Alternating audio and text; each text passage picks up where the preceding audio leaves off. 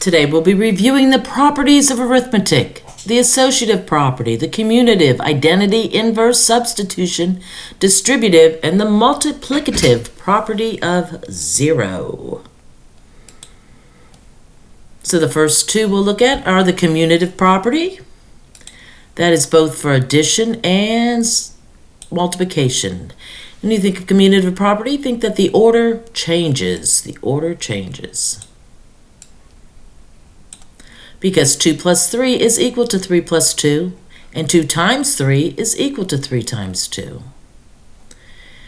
For the associative property, think that the parentheses move. The grouping moves. 2 plus 3 plus 4 is equal to 2 plus 3 plus 4. As you can see here, the order stayed the same, we just moved the parentheses. And it also works for multiplication. 2 times 3 in parentheses times 4 is equal to 2 times 3 times 4 in parentheses.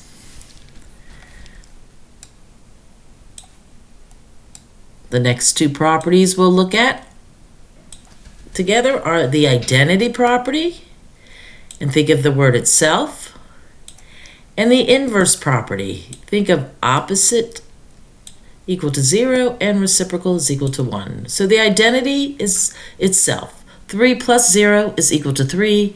3 times 1 is equal to 3.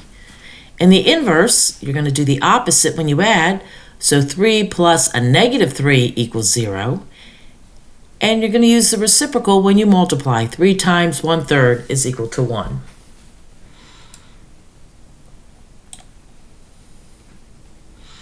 The next two properties are the distributive property.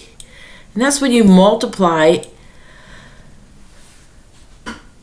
a number by a variable and a number. So 2 times the quantity x plus 1 equals 2x plus 2. And 2 times the quantity x minus 1 is equal to 2x minus 2. So with just one set of parentheses, you're multiplying a variable and a number. Just one set of parentheses. And for the substitution property, think of combining like terms. 2x plus 3 plus 4 equals 2x plus 7. That's an example of the substitution property. And our final property is the multiplicative property of 0. That means when you multiply a number by 0, you get 0.